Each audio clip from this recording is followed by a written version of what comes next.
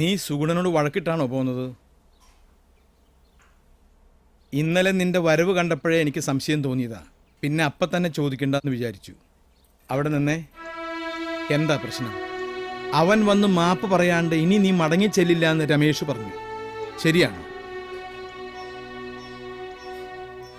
ഭാര്യയും ഭർത്താവും ഒക്കെ ആവുമ്പോൾ ഇങ്ങനെ ചില വഴക്കുകളും വാശികളൊക്കെ ഉണ്ടാവും. പക്ഷെ അതൊന്നും മക്കളെ ബാധിക്കാൻ പാടില്ല. ഇതിപ്പോ നീ അവനെ തോൽപ്പിക്കാൻ നോക്കുമ്പോ നീ നിന്റെ മോളെയും കൂടി തോൽപ്പിക്കല്ലേ?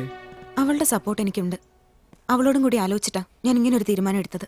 അച്ഛൻ ക്രോസ് വിസ്താരം തുടങ്ങി അല്ലേ? ആ, ചോദ്യം ചെയ്യൽ ഇത്ര വൈകിയത് എന്താന്ന് വിചാരിച്ചിരിക്കുന്നു ഞാൻ. എടാ, ഇത് ഇവളുടെയും കൂടി വീടാ. എപ്പോ വേണമെങ്കിലും വരാം. പക്ഷേ ഇങ്ങനെ വഴക്കിട്ട് വേണോന്ന് ഞാൻ ചോദിച്ചുള്ളൂ. ചേച്ചി ചെയ്തതിൽ ഒരു തെറ്റുമില്ല. അങ്ങനെയും അളിയിലൊന്ന് പഠിക്കട്ടെ. 4 ദിവസം കഴിഞ്ഞ് ഗതികെട്ട് വലയുമ്പോ അഞ്ജുവിനെ കൊണ്ട് ഇവിടെ വന്ന് കയറും. എനിക്ക് ഉറപ്പാ. ചേച്ചി ചെല്ല്. മിണ്ടിയും പറഞ്ഞിരിക്കാൻ ഒരാളെ കിട്ടിയതിന്റെ സന്തോഷത്തില ശ്രീദേവി.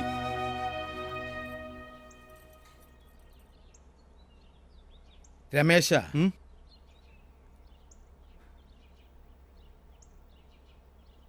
ഇപ്പൊ നിനക്ക് ഇവള് മൂത്ത പെങ്ങളാ. പക്ഷേ നാളെ ഇവള് നിനക്കൊരു ഒഴിയാബാധയായിന്ന് നീ എന്നോട് പറയരുത്.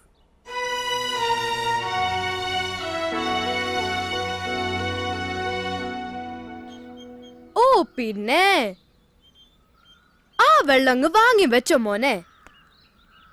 ഇല്ല, അങ്ങനെയാണെങ്കിൽ നീ ഇനി എന്നോട് മിണ്ടണ്ട. അതെ, വാശി തന്നെ.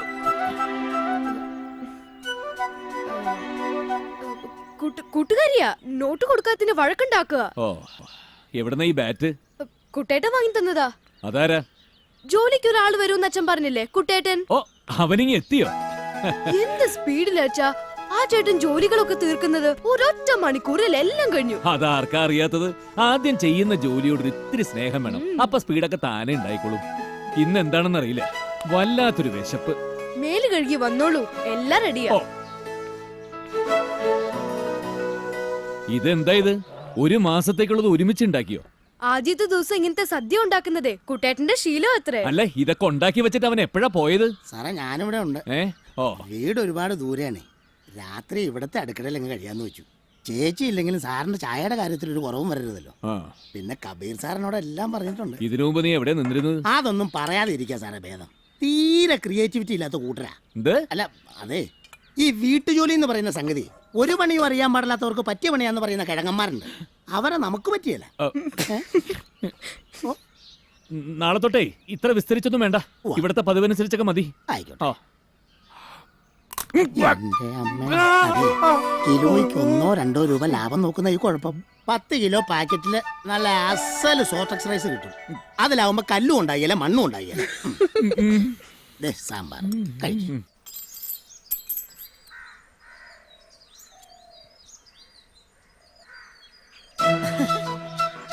ഇത് കുട്ടേട്ടന്റെ പൈസയാ? ആഹാ, ഇത് കൊള്ളാലോ. ഇതൊക്കെ സിമ്പിൾ അല്ലേ? രജനീകാന്ത് കാണിക്കുമ്പോ ജനം കൈയടിക്കും. വേലക്കാരൻ കുട്ടം കാണിച്ചാലോ? കുട്ടേട്ടൻ ഒന്നും കൂടെ കാണിച്ചേ. ഈസിയാണെന്ന് മോൾക്കും കാണിക്കാം. അയ്യോ, എന്നെ കൊണ്ടൊന്നും പറ്റില്ല. ഈ കുട്ടേട്ടൻ പഠിപ്പിച്ചു തരും. വേണം. മോളിങ്ങോട്ട് വന്നേ, വാ. അങ്ങനെ തിരിഞ്ഞ് അങ്ങനെ. എന്നിട്ട് നമ്മളെ കൈ ഇങ്ങനെ പതുക്കെ ഉയർത്തേക്ക് പിടിക്കണം. പഠിപ്പിച്ചോണ്ടിരിക്കുമ്പോ എന്തിനാ ചീപ്പ് കൈ വെച്ചേക്കണേ? ഇനി ഇവിടെ നിന്നിരിക്കുന്ന കൈ കോയിനുണ്ടെന്ന് വിചാരിക്കും. പതിയെ നമ്മളിങ്ങനെ തട്ടുമ്പോ ഇത് വേണം കോയിൻ ഇവിടെ അവിടെ ചെയ്യണം. പിന്നെ നമ്മൾ ആ കോയിനോട് എടുത്തു. അതിനുശേഷം ഇങ്ങനെ തട്ടുമ്പോ പിന്നെ കണ്ടു. പിന്നെ നമ്മൾ ആ പൈസ എടുത്ത് വെച്ച് കഴിയുമ്പോഴത്തേക്ക് ആ പൈസ നമ്മൾ തെറിപ്പിക്കണം. തെറിച്ചു കഴിഞ്ഞിട്ട് നമ്മളിങ്ങനെ പതിയെ പോക്കറ്റിൽ കിടക്കണം. ഇങ്ങനെ പോക്കറ്റിൽ കിടന്നിട്ട് ആ കയ്യിലോട്ട് ഇങ്ങനെ വെച്ച്. അതെ, കുട്ടൻ ഒരുപാട് കുട്ടികളെ കോയിൻ അറിയാൻ പഠിപ്പിച്ചിട്ടുണ്ട്. ഇനിയും പഠിപ്പിക്കും. അമ്മേ, ഇനി ഒരു നിമിഷം ഞാൻ ഇവിടെ നിൽക്കല. വേണ്ടടാ. എടാ, പണിയെടുക്കാൻ ഒറ്റ വേലക്കാരെ പോലും കിട്ടാതെ നീ ഇവിടെ കിടന്ന് മുടിഞ്ഞു പോകൂടാ. കറണ്ട് വാക്ക് വെറുതെ അല്ലടാ നിന്റെ ഭാര്യ ഓടിപ്പോയത്. ഇനി നിന്റെ മോളും പോകും. തുറക്കൂല്ലത്. എടാ, കയ്യിലുണ്ടെങ്കിൽ ഇങ്ങോട്ട് വേണം. നിന്നെ കാണിച്ചാ. അവൻ 1 മണിക്കൂർ കൊണ്ട് സദ്യ ഉണ്ടാക്കിയെങ്കിലേ വെറും 10 മിനിറ്റ് കൊണ്ട് ഈ വീട്ടിലെ മൊത്തം ജോലികളും അച്ഛൻ ചെയ്ത് കാണിച്ചു തരാം. കാണണോ നിനക്ക്?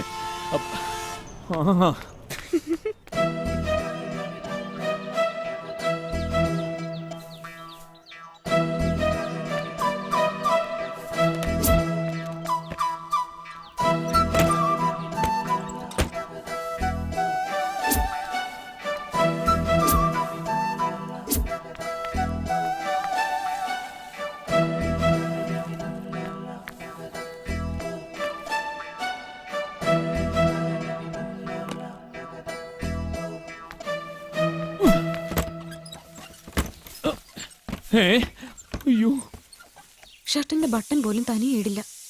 പഠിപ്പിന്റെ ഇടയില് എന്റെ മോള് ജോലി ചെയ്ത് കഷ്ടപ്പെടുന്നുണ്ടാവുമെന്നാ എന്റെ പേടി.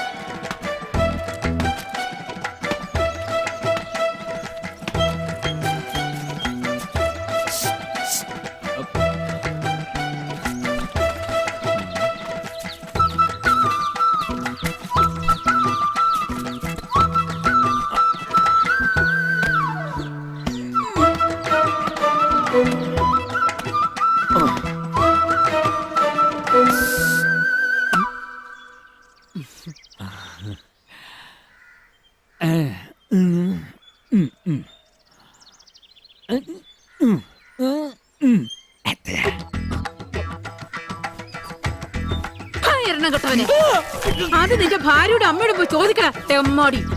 വേഷം കെട്ടി വന്നാലുണ്ടല്ലോ മുഖത്താട്ട് ഞാൻ പോലവലാതി.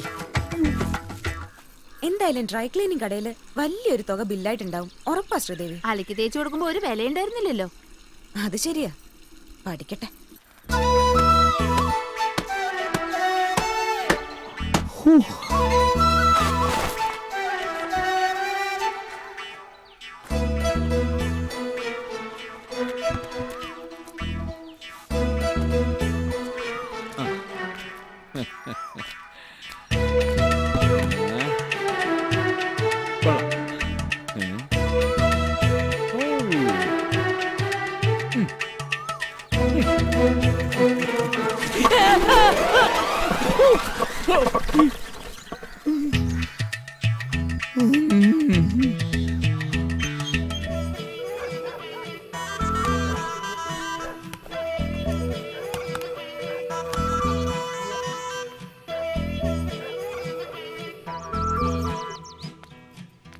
എന്റെ ബിന്ദു, എത്ര ചിരട്ടകളാണ് നമ്മുടെ മുറ്റത്തിങ്ങനെ വെറുതെ മാനം നോക്കി മലർന്ന് കിടക്കണത്.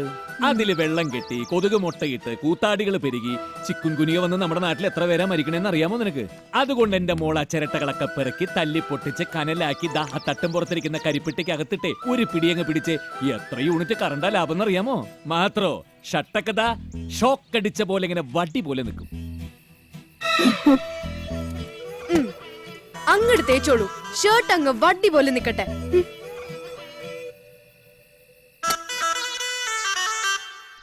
ഞാൻ ആദ്യമായിട്ട് നിന്റെ മൊലയും ഒന്ന് തൊട്ടപ്പോ നീ എന്റെ പുറത്തിട്ട് ചവിട്ടി അല്ലടി. നന്ദി വേണോടി, നന്ദി. അവള് വന്ന് നിന്റെ കാലിന്റെ ചോടങ്ങ് ഇരിക്കുമ്പോഴത്തേക്കും ഒരു നാണമില്ലാതെ ഷർന്ന് പറഞ്ഞ് അങ്ങ് ചൊരത്തി കൊടുക്കുമല്ലോ.